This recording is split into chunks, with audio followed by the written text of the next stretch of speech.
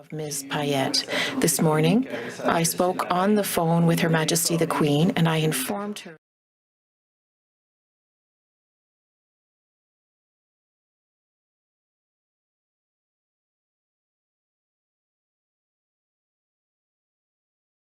placement will come in due time. Of COVID-19 in Canada. If you're tired and fed up, that's understandable. But remember, this is not forever. With vaccines being rolled out, we're in the final stretch.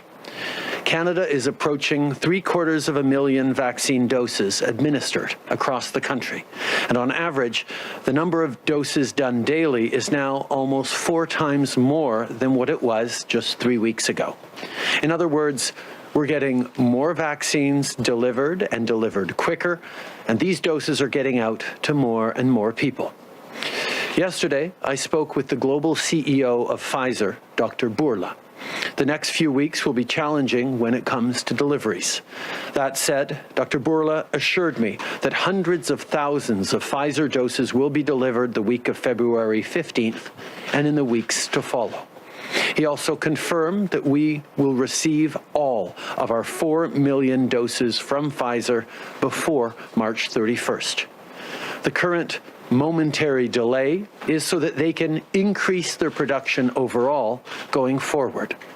I'll also add that we'll get almost 500,000 Moderna doses in February, too. We're working around the clock to get as many vaccines as we can, as fast as we can. It's what I'm thinking about when I wake up in the morning, when I go to bed, and every hour in between. Au moment où on se parle, le gouvernement. As we speak, the federal government is working with all levels of government to speed up efforts, vaccination efforts. We've already administered 1.1 vaccine doses to the province, or delivered them rather to the provinces and territories. We will ensure that at least 20 million are administered. I spoke to the premiers of provinces and territories yesterday during our 25th First Ministers meeting. I know that the premiers want more doses as quickly as possible. That is my priority as well. We will continue these efforts so that all Canadians who wish to be vaccinated are vaccinated by September. 25th meeting with the premiers yesterday, we also talked about border and travel. My message to Canadians remains clear. If no one should be taking a vacation abroad right now, if you've got one planned, cancel it. And don't book a trip for spring break.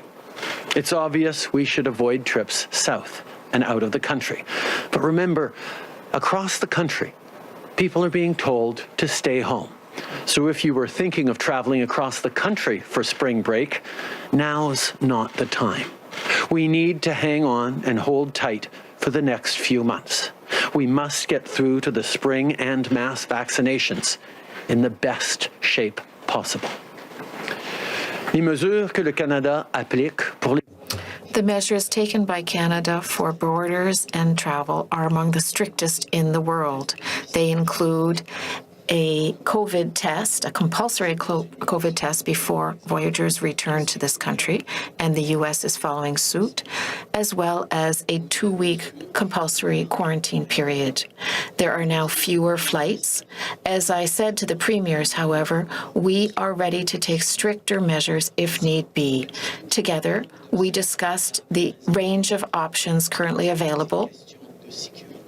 When it comes to security, we are not excluding anything.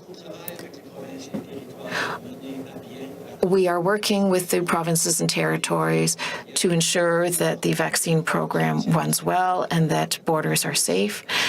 We are also increasing aid to our healthcare system. As I mentioned to the premiers, we must ensure that we don't open up too early during this second wave. The premiers have had to make difficult decisions, and in some regions of the country, the number of cases have dropped. Our government will always be here for the provinces and territories when it comes to ensuring people are safe. Cases this month has put a real strain on hospitals. For Ontario in particular, the situation is extremely serious.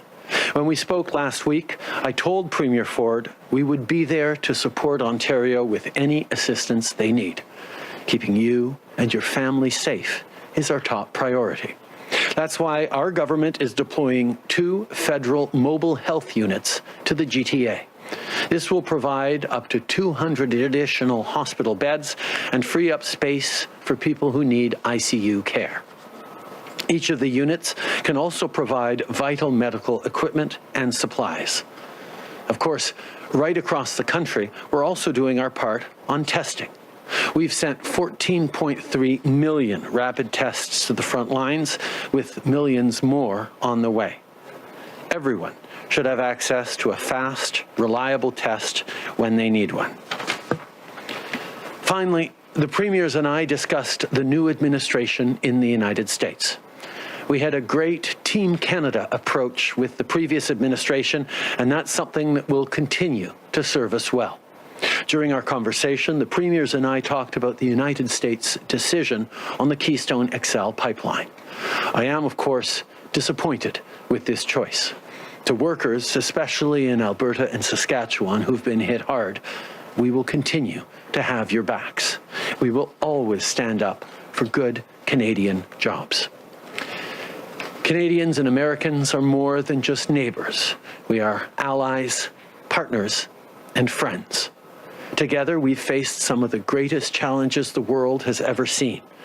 So I know that we're ready to work shoulder to shoulder to defeat COVID-19 and rebuild economies that work for everyone. And this is something I look forward to discussing with President Biden when we speak on the phone later today. Je sais que le président Biden et moi, on est... I know that President Biden and I are on the same wavelength when it comes to fighting climate change, the importance of creating good middle-class jobs, and the importance of creating a more stable and peaceful world. For some time now, Canadians and Americans have joined forces against common challenges and issues. I know that together we can continue to improve life for people on both sides of the border. This morning, by recognizing that this will be an especially tough day for the people in La Loche, Saskatchewan. To everyone who lost someone, to the survivors, to the entire community, you are in our thoughts and in our hearts. I met many of you when I visited La Loche and spoke with students and teachers and community members. Your strength and courage is remarkable. In the last 5 years, we've worked together on new programs and resources for your school and funded cultural and language-based programs, on-the-land activities, and mental health services for students. But I want you to know today, we will continue to be there for you. Today and always, Canada stands with you. It's just who we are. People across this country stand there for each other when times are difficult, and we will continue to be there for you. Merci beaucoup. Thank you, Prime Minister. We'll now go to media. Start on the phone. One question, one follow-up. Operator. Thank you, merci. First question, Christy Kirkup, The Globe and Mail. Line open. Hello, Prime Minister. Did the vetting process for Ms. Payette involve reaching out to Canada Land Company, which employed Ms. Payette at the Montreal Sciences Centre, or the Canadian Olympic Committee?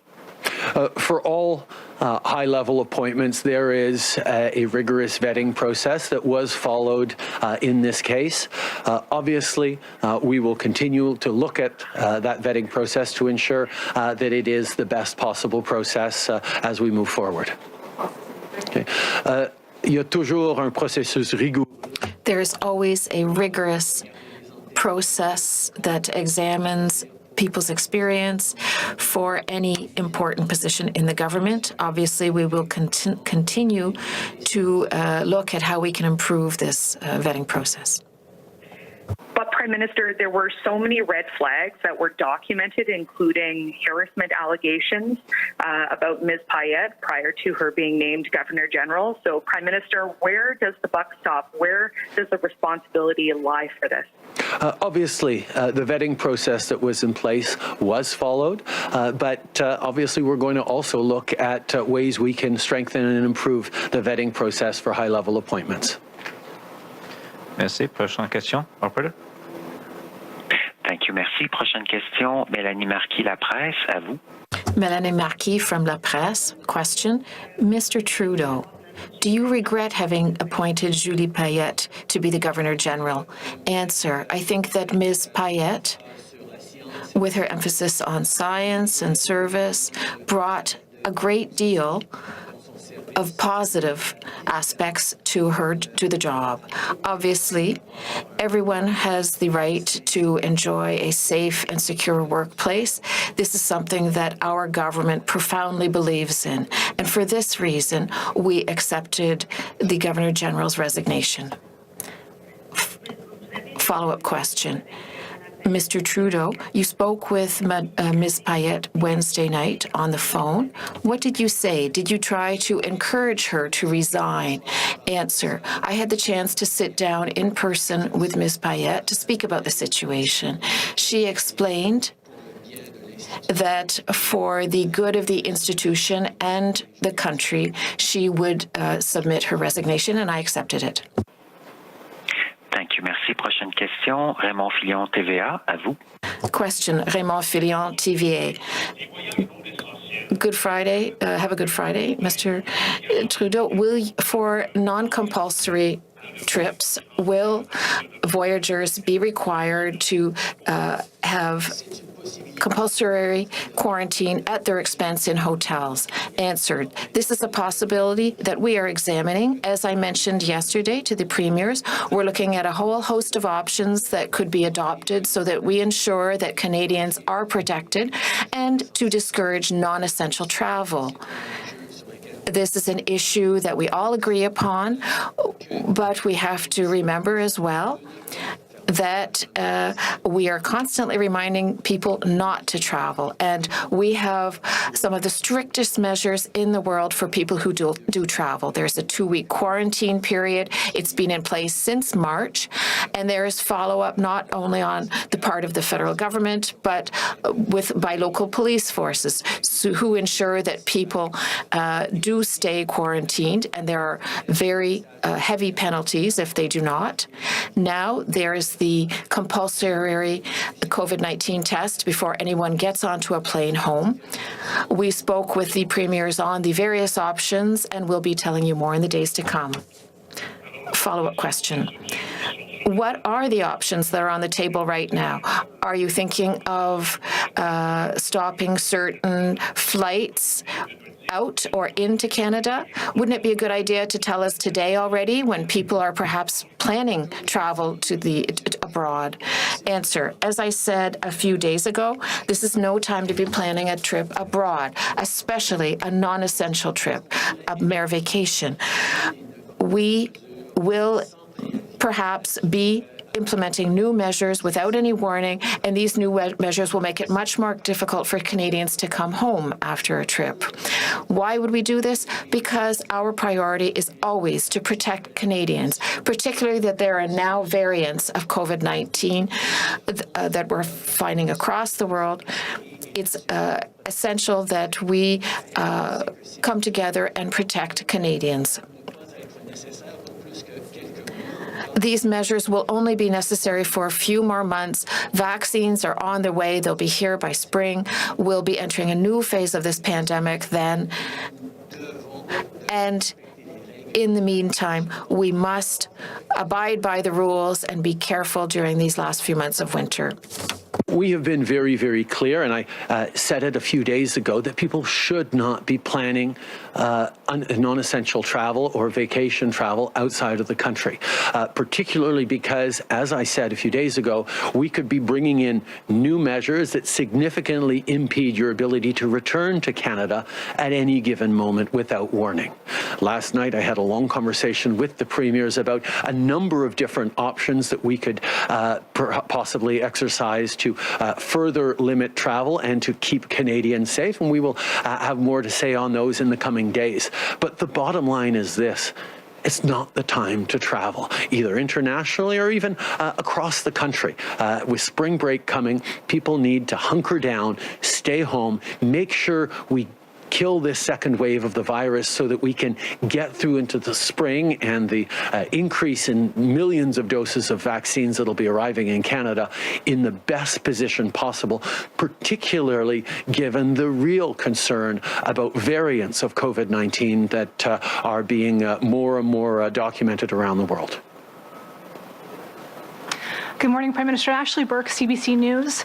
You did not use a committee like the past government to select Madame Payette as Governor General. You went with your own personal selection, and the vetting process couldn't have been that rigorous because it was pretty easy for me to find out that she left 2 past workplaces amid controversy and questions around her treatment of staff there. So why didn't your government ask some pretty basic questions about her ability to lead, and why won't you commit to using a committee to select the next Governor General? As I said, we are looking right now at processes that can be strengthened as we move forward, and we will have more to say on that as we make decisions. But why not use a committee? Obviously, that did not work the first time. We will continue to look at the best way to select people for the vice-regal appointments. It's an important role for Canadians, and we will look at how we can improve it. Nous allons toujours regarder comment nous pouvons améliorer. We will always see how to improve the vetting process and the selection process for the position of Governor General. Toronto Star. A lot of observers look at this and believe that you bear a lot of responsibility for your choice. I'd like to know, do you owe an apology to the workers at Rideau Hall, past and present, who suffered in that workplace? Do you owe an apology to them? Do you owe an apology to Canadians?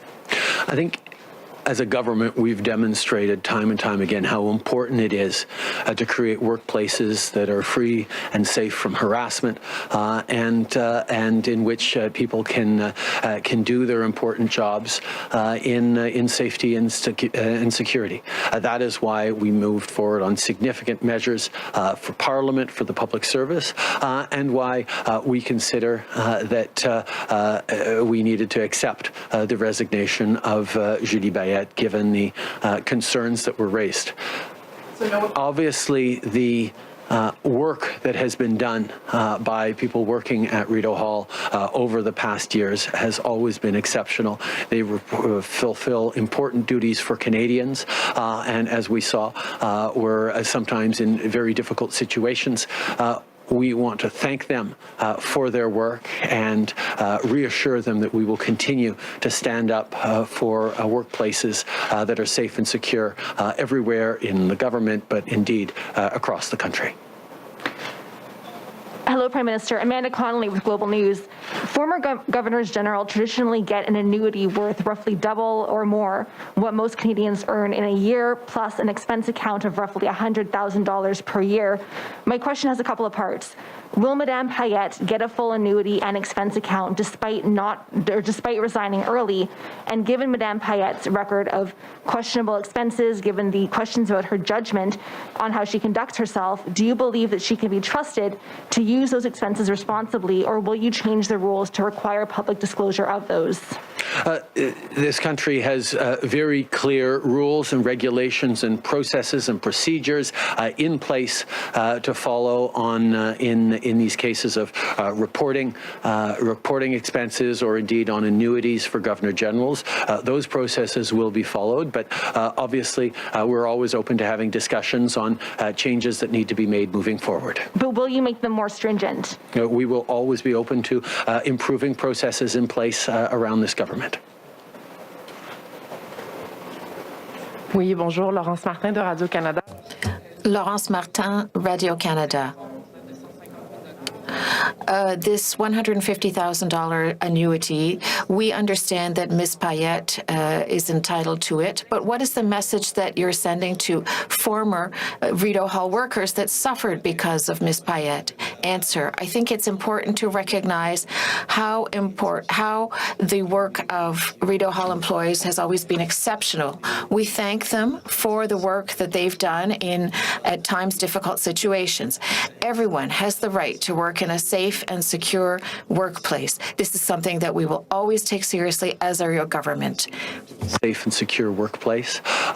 People who've worked in Rideau Hall over the past years have done so in sometimes difficult circumstances, and we thank them deeply for their work, and will continue to ensure that everyone who works for the government or anywhere in Canada continues to have safe and secure workplaces. Hello, Prime Minister. Mike Blanchfield, Canadian Press. Can you tell us more about your conversation with the premiers last night over Keystone XL and your chat with President Biden today? What were some of the specific measures or some of the specific points the premiers want you to make to Biden? What were they telling you about what Biden was doing, or the president was doing? And can you give us a sense of sort of their mood about this decision, which obviously some of them would not have been pleased about? Obviously, the decision on Keystone XL is a very difficult one for workers in Alberta and Saskatchewan who've had many difficult hits over the past years. We have been there for them. We will continue to be there for them, and I will express my concern for jobs and livelihoods in Canada, particularly in the West, directly in my conversation with President Biden. But I think the fact that we have so much alignment, not just me and President Biden, but Canadians and President Biden on values of creating jobs and prosperity for everyone, opportunities for everyone, investing in the fight against climate change as a way of growing the economy, looking to be coordinated and aggressive in stepping up in our measures against COVID-19. These are things that we're going to be able to dig into significantly. It's not always going to be perfect alignment with the United States. That's the case with any given president. But in a situation where we are much more aligned on values, on focus, on the work that needs to be done to give opportunities for everyone while we build a better future, I'm very much looking forward to working with President Biden. Je pense qu'évidemment, il y a des gens. I think that obviously there are workers out west who were very disappointed by President Biden's decision. But as I just said, we will continue to be there to support the workers in Canada and defend their interests with regard to the U.S. What must be kept in mind, however, is that we now have a president who is much more aligned with not only my own values as Prime Minister, but also the values of Canadians. When it comes to climate change, for example, the importance of creating an economy with good jobs for everyone, the importance of truly fighting against COVID-19, speaking of inclusion and diversity as well. That doesn't mean that everything will always go well with the U.S. There will certainly be challenges, but to be able to understand, to agree on our approach and our values, to agree on how to improve the situation for all Canadians and all Americans, we are truly beginning a new era of friendship and joint Canadian and American work. I'm eager to speak to Mr. Biden this afternoon. National news. The official leader of the opposition has asked for you to reinstate the nonpartisan Vice-Regal Appointments Committee, as well as give opposition parties a say in the next Governor General. And given it's a minority parliament, how urgent is that new appointment? First of all, the Chief Justice of the Supreme Court is an extraordinarily able individual who will very well be able to fulfill any and all responsibilities of the Governor General on an interim basis. So Canadians need not be concerned about political or constitutional concerns on that level. But obviously, as we move forward, we will reflect carefully on the way to best select a successor to the Governor General. Merci beaucoup tout le monde. Thank you, everyone. All right, that is the Prime Minister of Canada on this Friday with a fair bit of news on a number of fronts.